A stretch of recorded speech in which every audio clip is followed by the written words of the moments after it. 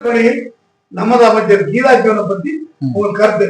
அதாவது மக்கள் நல பணியில் நமது அமைச்சர் என்ன தூத்துக்குடி முடிசூடா மன்னர் நமது முன்னாள் என்ன எம்எல்ஏ ஐயா பெரியசாமி அவர்களின் புதல்வி என்ன எல்லாரும் அக்கா அக்கா என்று என்ன நம்ம அழைத்தால் அக்கா கீதா ஜீவனை தான் தெரியும். தூத்துக்குடி புள்ளா, தூத்துக்குடி சட்டமன்ற தொகுதி புள்ளா என்ன. அதனால இந்த மாதிரி ஒரு அமைப்பு மக்கள் நல பணியில தன்னை முழுமையாக ஈடுபடுத்தி ஏன்னா எந்த பணியினாலுமே விரைந்து செயல்படுத்துவாங்க. ஏன்னா அவங்க பணத்துக்கு மக்கள் நல பணிக்குன்னு அவங்க தேர்ந்தெடுக்கப்பட்டுறாங்க. அந்த வழியை அவங்க கரெக்டா ஃபாலோ பண்ணிட்டு இருக்காங்க. இதுதான் உண்மை. நடைபெறும் திமுக கழக ஆட்சியில் அக்கா அக்காவின் பங்கு மிகப்பெரிய ஒரு வெற்றி வெற்றி வெற்றி வாய்ப்பு மிக அதிகமா இருக்கு.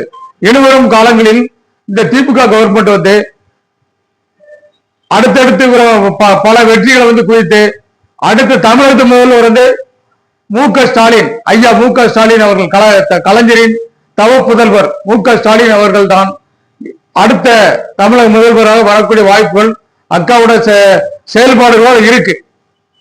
உண்மை. இன்னொரு கேள்வி, நீங்க ஒரு அரசு அதிகாரி, ஆமா, அக்காவை பத்தி பேசுறது என்ன காரணம்? காரணம் என்னன்னா அவங்களோட செயல்பாடுகள் தான். விரைந்து செயல்படும் தன்மை, விரைவாக முடிக்கும் மக்கள் நல பணிகளை விரைவாக முடிக்கக்கூடிய தன்மை, அது நமது சமூக நலத்துறை அமைச்சர் அக்கா கீதாஜி அந்த மனப்பான்மை இருக்கு.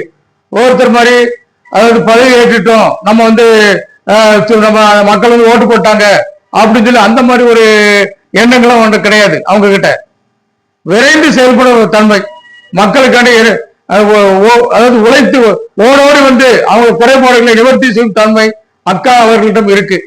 அதனால்தான் அவரை நான் உண்மையிலே நான் விரும்பி நான் பேசுறேன் அவங்கள பத்தி. நன்றி சார்.